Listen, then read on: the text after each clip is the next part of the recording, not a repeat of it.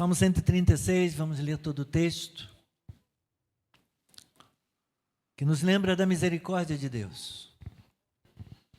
Deem graças ao Senhor, porque Ele é bom, porque a sua misericórdia dura para sempre. Deem graças ao Deus dos deuses, porque a sua misericórdia dura para sempre. Deem graças ao Senhor dos senhores, porque a sua misericórdia dura para sempre. Ao único que opera grandes maravilhas, porque a sua misericórdia dura para sempre. Àquele que com entendimento fez os céus, porque a sua misericórdia dura para sempre. Aquele que estendeu a terra sobre as águas, porque a sua misericórdia dura para sempre.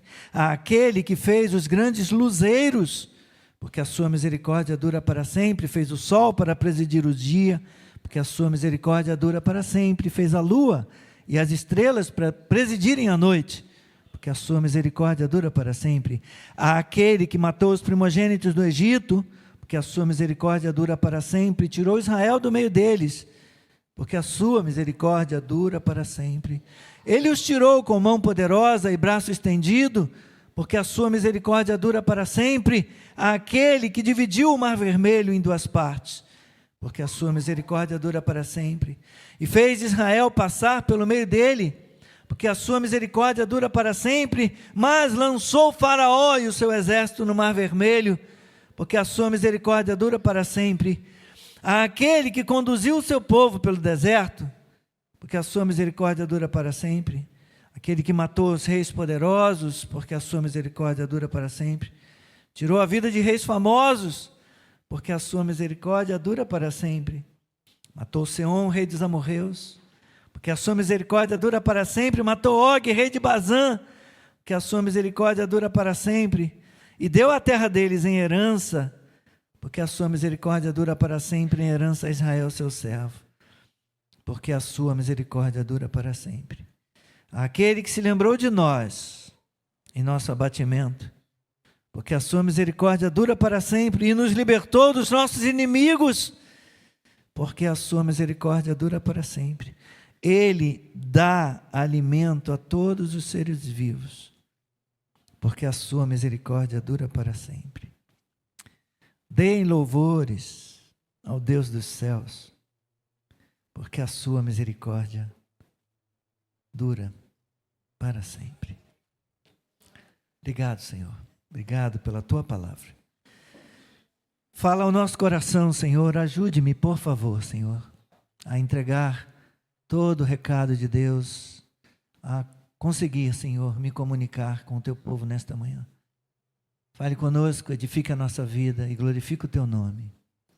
Use-me, Senhor, em nome de Jesus. Amém. Podeis sentar.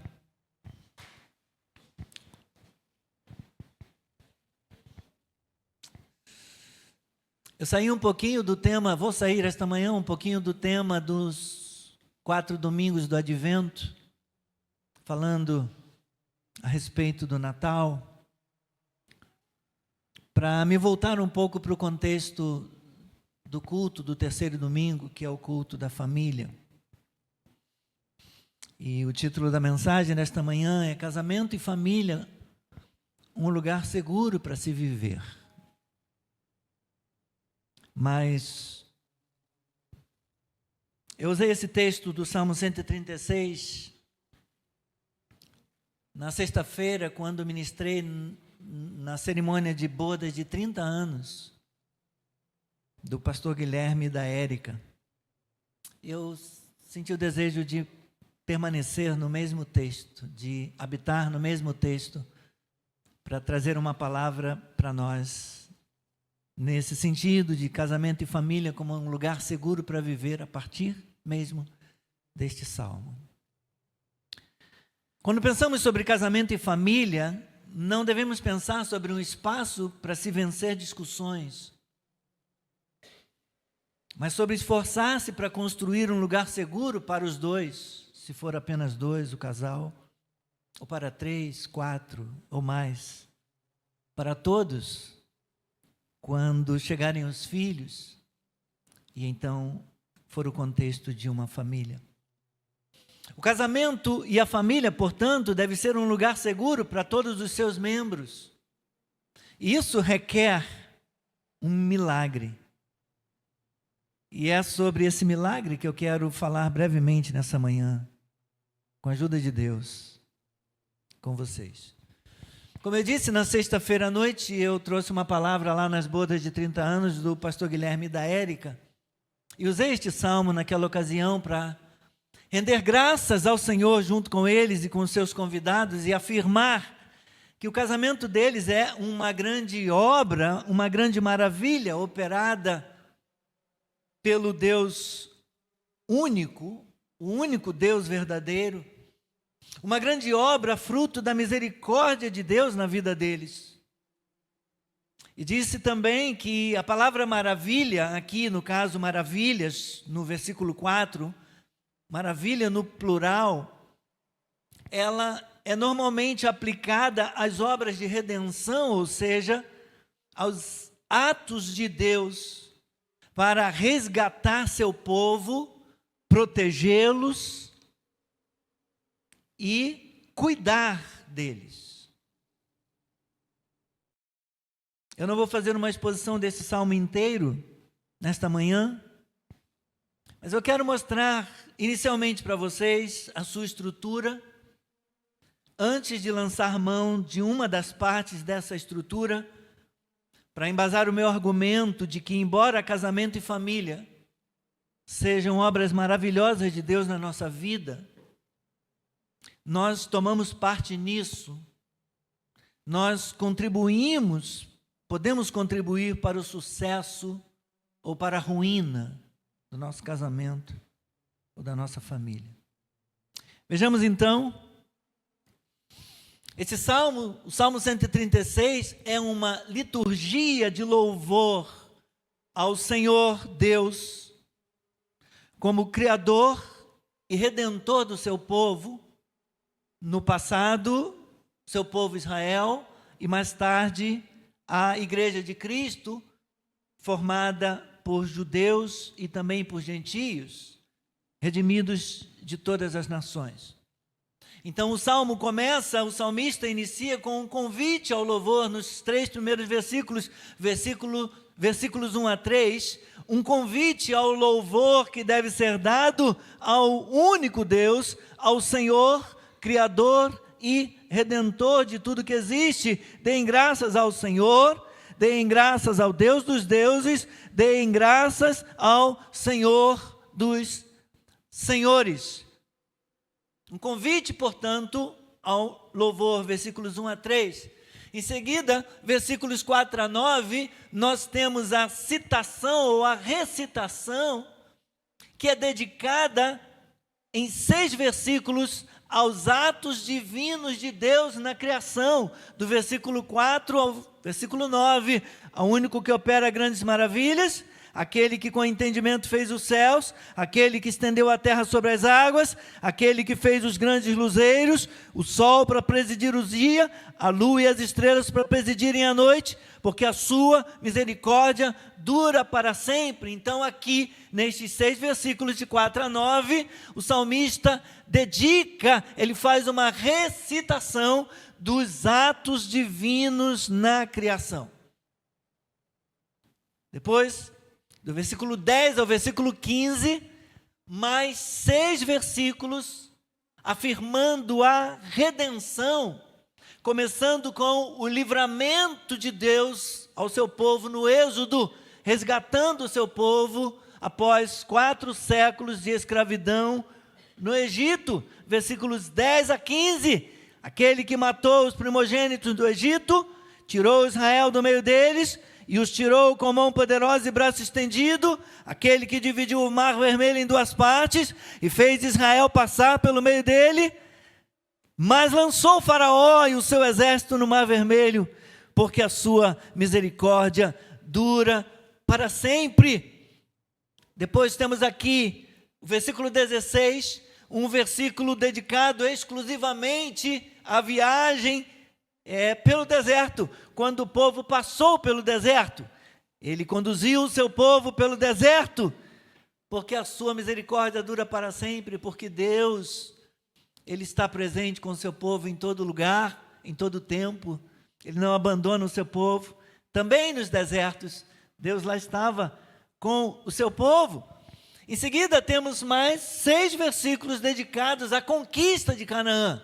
Versículos 17 a 22.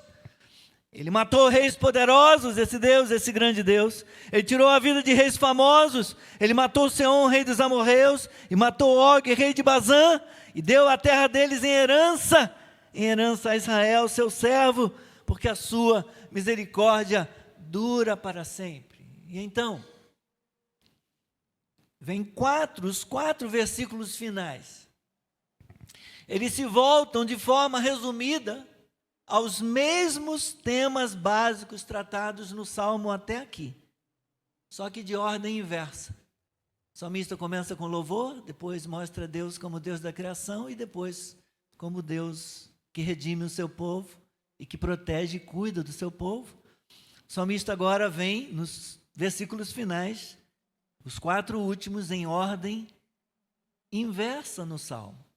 Versículos 23 e 24, ele fala da atuação de Deus na história, na redenção a favor do seu povo, já tratado nos versículos 10 a 22. No versículo 25, ele destaca a atuação de Deus na ordem da criação, já abordado nos versículos 4 a 9. E, finalmente, no versículo 26, ele fecha o Salmo com um convite final ao louvor a Deus, como já fora feito nos versículos 1 a 3. Percebe? Ele amplia, 1 ao 3, do 4 ao 9, do 15 ao 10, do 17, com o 16 ele no deserto, depois do 17 ao 22, e ele então fala do louvor a esse Deus grande, esse único Deus que opera maravilhas, e ele então descreve as maravilhas que esse Deus faz na criação, nos céus, na terra, e depois na redenção, e na promessa, e no cuidado, e na herança, na bênção de Deus para o seu povo. E ele fecha o Salmo relembrando essas coisas, mas vindo em ordem inversa, falando primeiro da atuação e cuidado de Deus na história, na redenção, a favor do seu povo, na criação, e por último, convidando o povo a louvar a Deus. Sendo que ele usa uma expressão nova no final, né? Ele fala no início, Senhor, Deus dos deuses, Senhor dos senhores, e no final, no versículo 26, ele coloca Deus como o Deus dos céus. Essa última expressão ela é muito usada no período persa, foi muito usada no período persa, Deus como sendo o Deus dos céus. Você vê muito ela em Esdras, em especial, em Esdras, mas todas são referências ao único Deus verdadeiro, ao único Senhor. Ele é o Deus dos céus, Ele é o Deus da criação, Ele é o Deus da terra, Ele é o Senhor dos senhores, Ele é o único Deus verdadeiro, que tem muitos nomes, que se apresenta, que se revela com muitos nomes, mas um único Deus, o Deus verdadeiro, o único Deus, Salvador do mundo.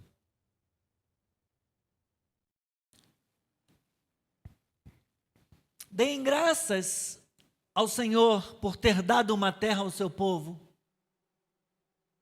Eu quero pensar com você a respeito do cuidado de Deus, para que a gente possa conectar isso com o lar, com o casamento e a família, como dádiva, como promessa, como bênção de Deus, como dádiva de Deus para o seu povo.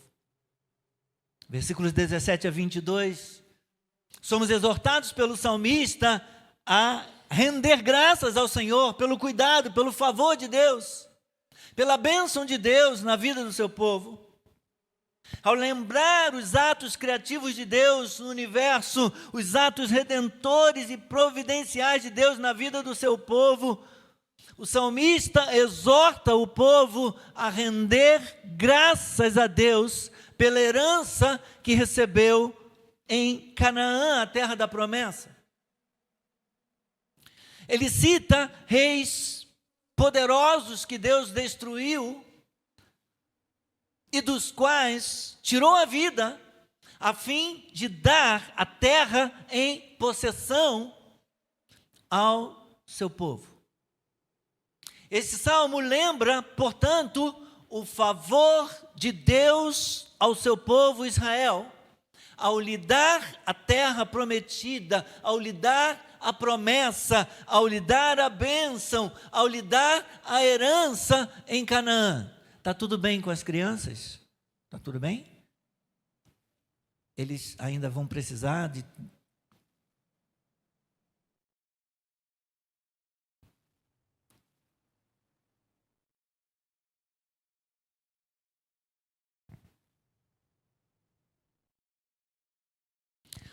Esse salmo, portanto, o Salmo 136, como eu estava dizendo, ele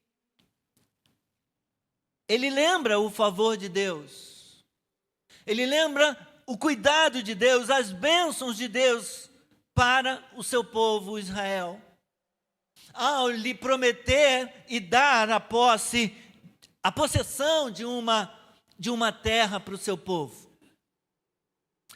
Ele olha para o resgate no Egito, para o êxodo, portanto, como destacamos nos versículos 10 a 15.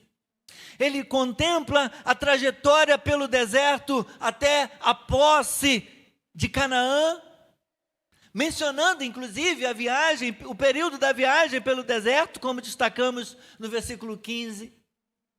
Alguns pensam que ele pode tratar do retorno de Israel do exílio na Babilônia. Mas a verdade é que não existe uma forma fácil de se estabelecer a data precisa desse salmo.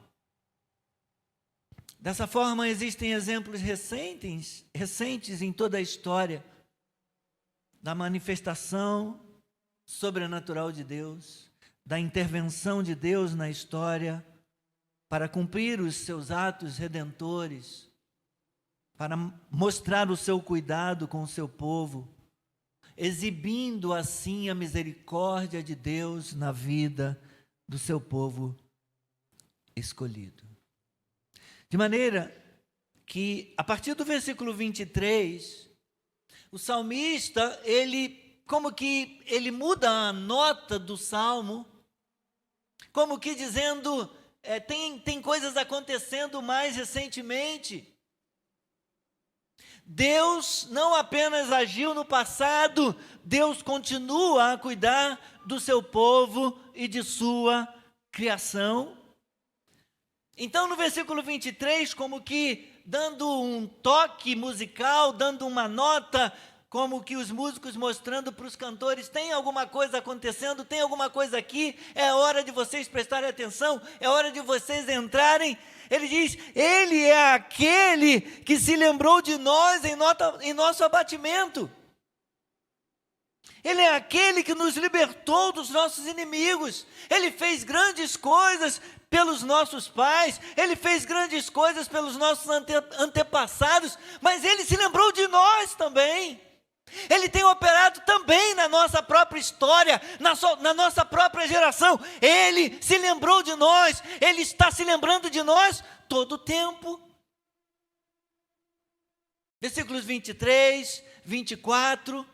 E aí no 25 ele diz, ele dá alimento a todos os seres vivos. Esse nosso Deus, meus irmãos, ele é o Senhor do universo. Ele não é apenas o Deus de Israel. Esse nosso Deus, ele é o Senhor de todas as nações, não apenas de uma nação. Ele é o Deus dos céus e é também o Deus da terra. Ele dá alimento a todos, ele dá alimento a todos os seres vivos, mostrando que o seu cuidado é universal, não apenas regional, não apenas local, com Israel. Ele é o Deus dos deuses. Ele não é só o Deus de Israel, ele é o Deus dos deuses, dos ídolos de todas as nações. Ele é o Senhor dos senhores. Sua redenção não se limitou a Israel. Antes, como sabemos pelas Escrituras, a redenção de Israel prefigurava uma redenção maior de todas. A redenção que alcançaria todas as nações, libertando as nações do domínio do pecado. a unir Israel e gentios num só corpo, a igreja, comprada pelo sangue de Jesus Cristo, seu Filho. Deus estava em Cristo, afirma a Escritura, reconciliando consigo o mundo. Deus estava em Cristo, Deus está em Cristo, reconciliando consigo o mundo. Ele se lembrou de nós no passado, Ele continua se lembrando de nós no presente, ato contínuo, sendo o único Deus verdadeiro, o Deus dos céus, o Deus da terra, o Deus dos deuses, o Senhor dos senhores, o Salvador do mundo. O meu Salvador, o seu Salvador. Queridos, eu quero lembrar e chamar a atenção de vocês para um fato ocorrido por ocasião da posse dada por Deus, a terra prometida para Israel. Para isso eu quero convidar você a abrir comigo Êxodo, capítulo 23.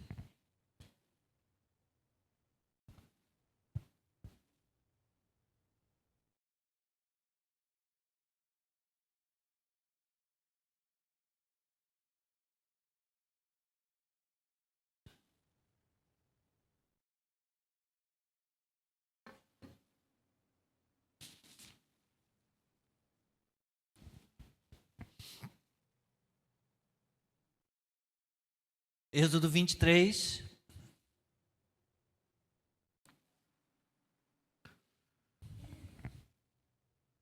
Deus promete a posse da terra para o seu povo, Israel.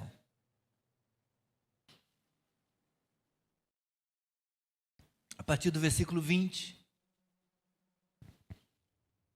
a Escritura diz assim para nós: Eis que eu envio um anjo adiante de vocês, para que os guarde pelo caminho e os leve ao lugar que tenho preparado. Deem atenção a ele e ouçam o que ele diz.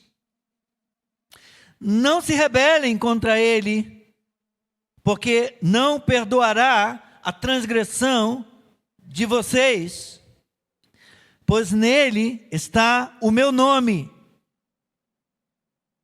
Mas se vocês ouvirem atentamente o que ele disser e fizerem tudo o que eu ordeno, então serei inimigo dos que são inimigos de vocês e adversário dos que são adversários de vocês, porque o meu anjo, e anjo com letra maiúscula, o meu anjo irá adiante de vocês e os levará aos amorreus, aos heteus, aos ferezeus, aos cananeus, aos heveus e aos jebuseus, e eu os destruirei. Deus declara inicialmente, meus irmãos, que enviará o anjo da presença dele. E esse anjo da presença aqui, ele está identificado como sendo o próprio Deus, é o próprio Deus que irá com eles. A minha presença irá com vocês, o Senhor havia prometido isso. E a maneira como ele diz, ele terá o meu nome. Não se rebelem contra ele, atentem para tudo que ele disser.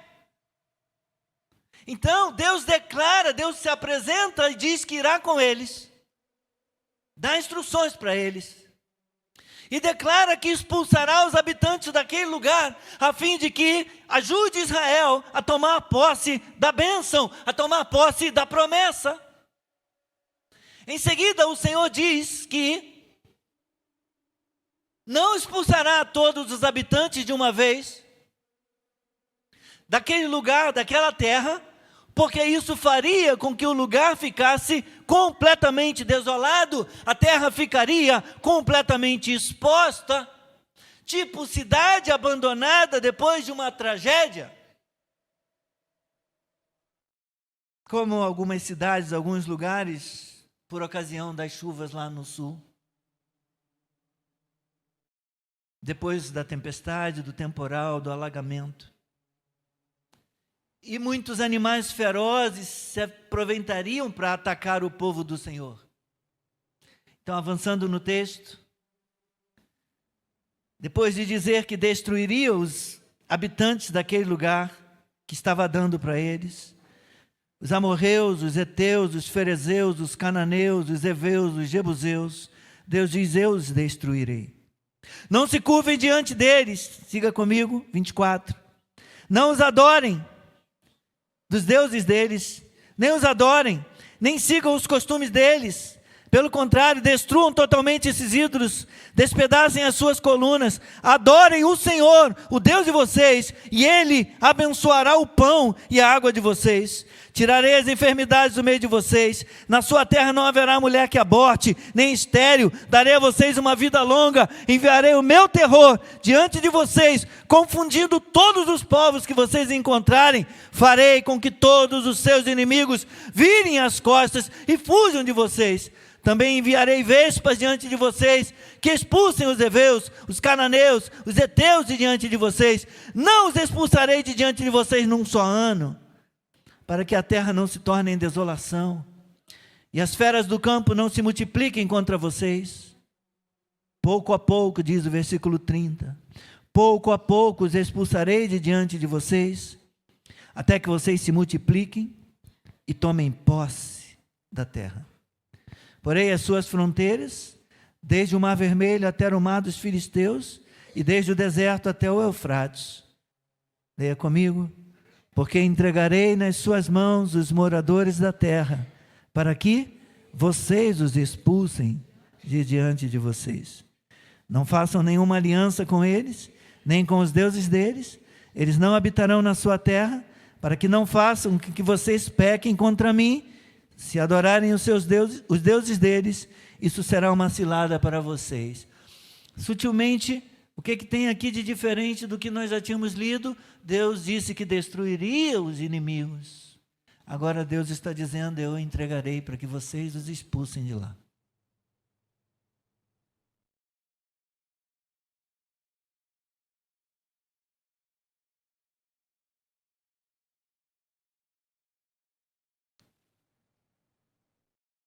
E eu quero parar um pouquinho aqui nesse versículo 31.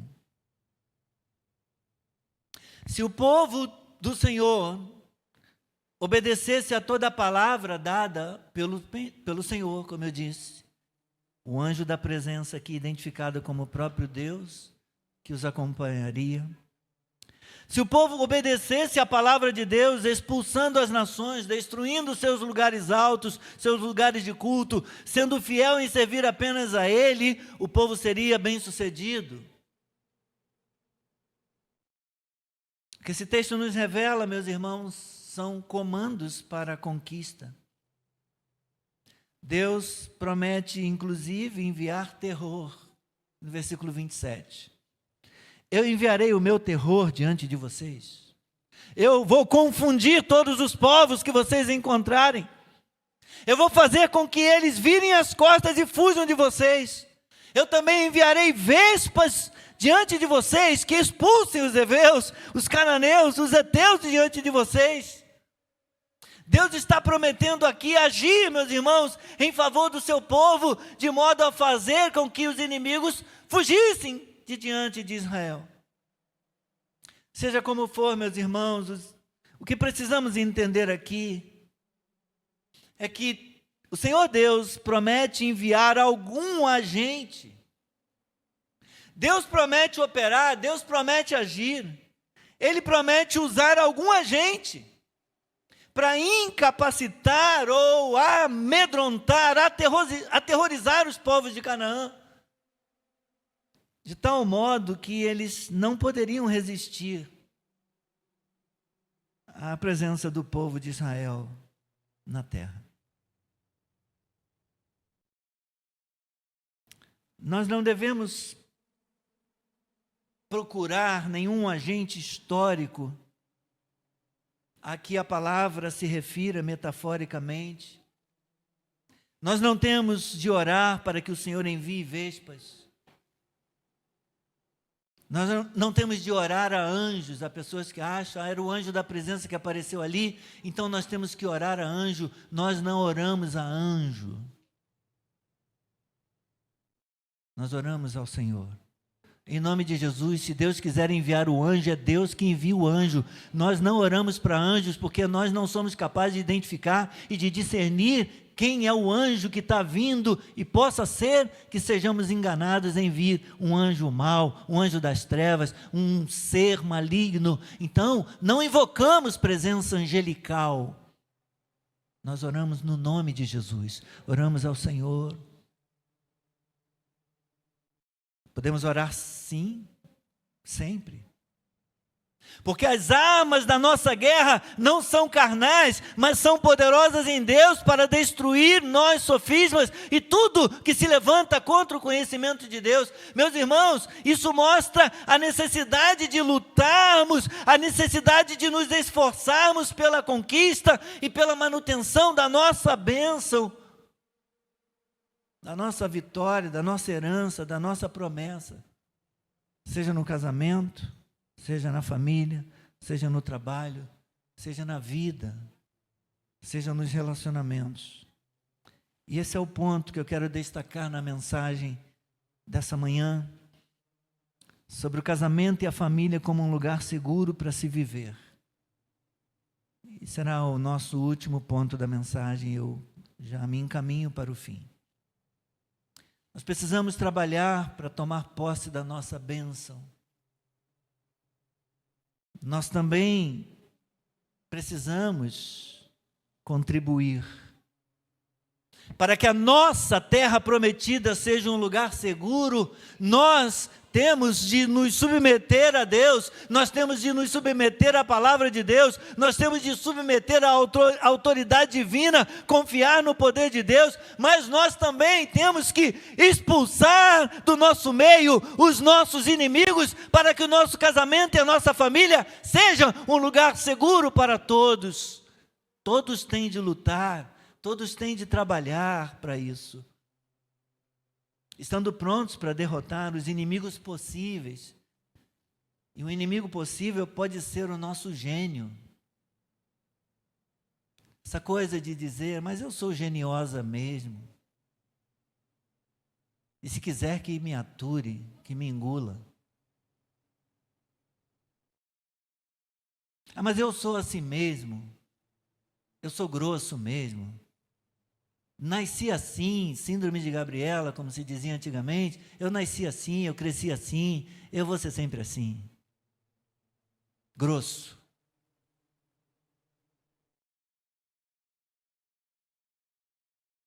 Seja o nosso gênio, seja a nossa impaciência, seja a nossa chatice, seja a nossa acidez excessiva, seja o nosso azedume, seja o nosso espírito crítico, nós temos de estar prontos a mudar.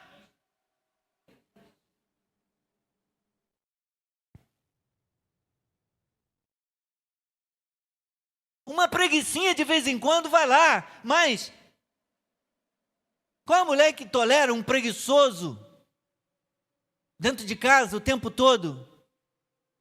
Que quer tudo na mão, de bandeja, que quer ser servido sempre,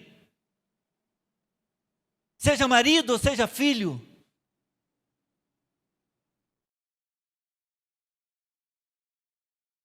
Incapaz de lavar um copo.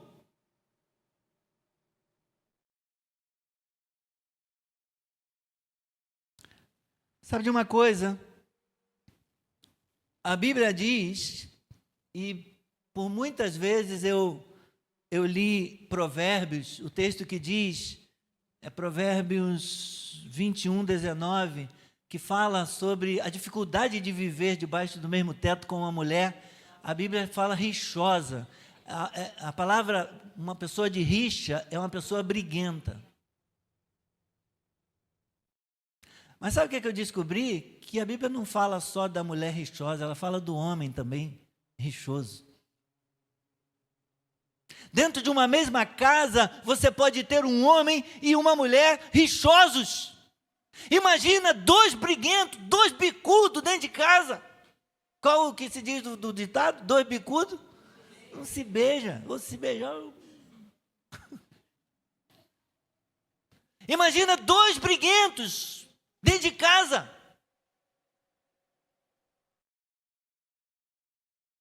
Provérbios, rapidamente, para a gente terminar, como eu disse, é a parte final.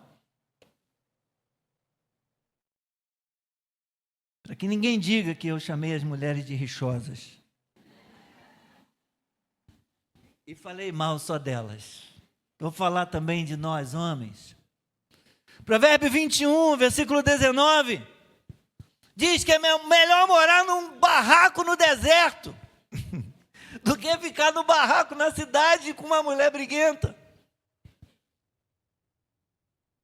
Melhor é morar num casebre na terra deserta, numa palhoça, numa choupana, do que com a mulher rixosa, a mulher briguenta e geniosa.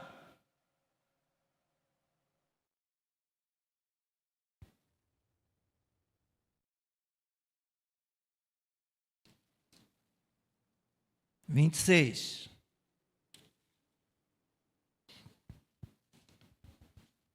Tem Bíblia para todo mundo. Tem qualificação, currículo para todo mundo. Tem para o homem também.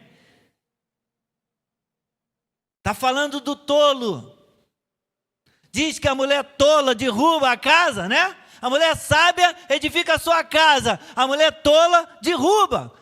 Edifica com uma mão e derruba com a outra. Mas também tem texto para o tolo. E é dos tolos que está falando o capítulo 26. E lá no versículo 21, veja o que diz. O carvão é para as brasas, a lenha é para o fogo. E o briguento? O briguento é para acender discussão dentro de casa.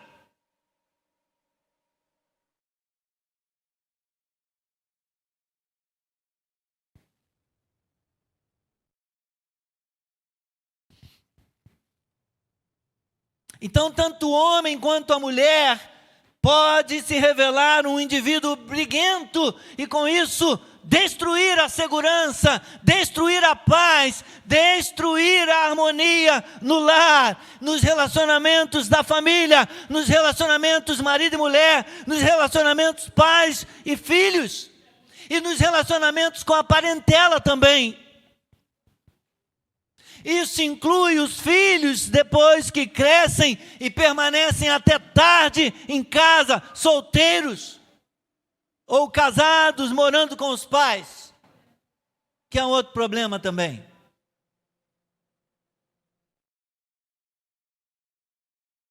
A gente, como pai, a gente também erra. Se é que podemos considerar isso um erro, mas muitas vezes se revela assim. Porque o ditado diz que quem casa quer casa, e o ditado foi construído em cima do por isso o homem deixará seu pai e sua mãe e se unirá à sua mulher. Vai! A gente constrói a casa puxadinho do lado, fazendo um puxadinho aqui. Meu filho lindo, minha norinha, minha filha linda, meu genrinho, eu quero aqui no puxadinho. E aí daqui a pouco começa o gotejamento, daqui a pouco começa a reclamação, daqui a pouco começa a murmuração, e o azedume, e o gênio, e a gênia, porque não só tem gênio da lâmpada, tem gênia também, e o briguento, e a briguenta, e o genioso, e a geniosa, e o crítico.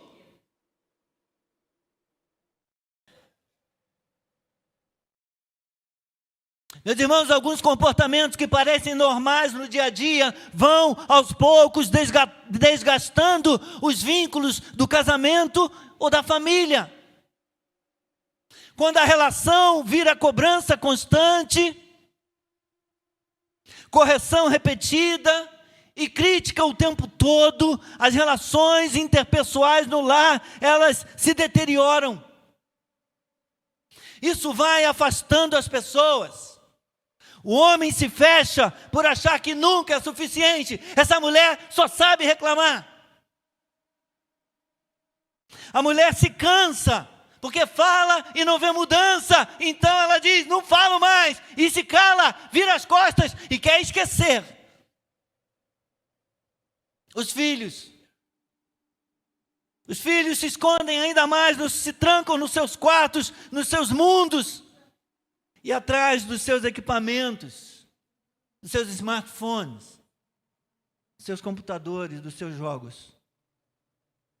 E então ninguém consegue se conectar de verdade quando sente que precisa se defender o tempo todo. A gente vive dentro de casa se defendendo de críticas, de acusações, de cobranças. E eu concluo com essas palavras.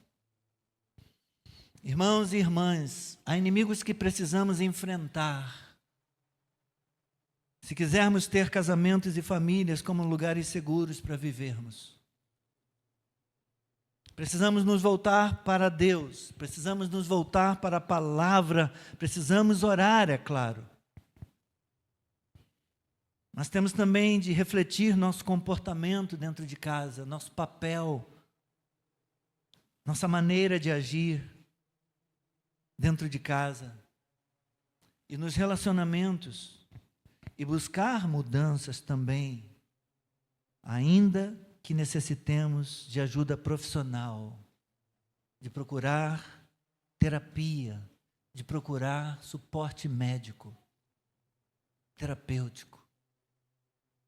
Precisamos estar abertos para mudar, para mudança. Irmãs, ouçam isto.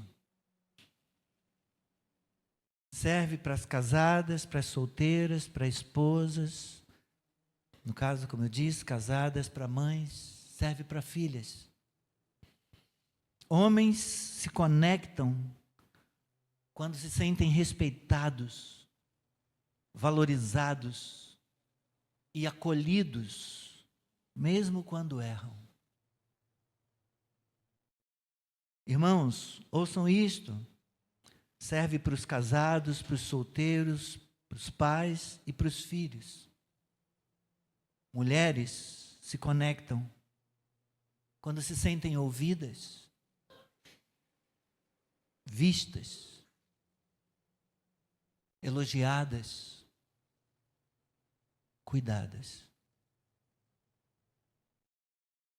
Finalmente, todos ouçamos isto. Serve para todos nós. Quando a crítica, a cobrança e as brigas diminuem, o espaço emocional aumenta. E é nesse espaço emocional ampliado que todos voltam a se aproximar. Casamento e família não é sobre vencer discussões.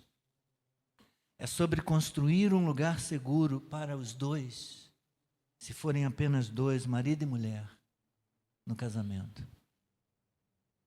Para pais, mães e filhos, se for uma família maior, uma família ampliada. Amém? Que o Senhor nos ajude. Aquele cuja misericórdia dura para sempre. Toda honra e toda glória seja ao único Deus que opera maravilhas. Amém. Graças a Deus. O Deus que faz coisas grandes e tremendas. Que Ele seja engrandecido e louvado. Que Ele nos ajude. Que Ele nos socorra nos nossos lares. Em nome de Jesus. Então estamos encerrando o culto da família. O último culto deste ano. Voltaremos em janeiro e esperamos ter uma agenda para anunciar com alguns colegas, alguns pastores convidados, como foi na maioria dos meses esse ano. Eu louvo a Deus pela sua vida, eu louvo a Deus pela sua participação, pela sua presença, pelo seu comprometimento com a obra. Deus abençoe a todos, irmãos e irmãs. Deus abençoe a todos vocês, que são bênção na nossa vida, tá bom? Então vamos encerrar agora com uma palavra de oração e convidamos todos chama eles mais para frente, os pais. Se vocês puderem, os papais e avós responsáveis das crianças, possam vir mais para frente aqui, ficar perto deles. Eu vou passar depois, na sequência, o microfone para o Everson, Priscila, juntamente com Denise, tá bem? Isso, se juntem aqui.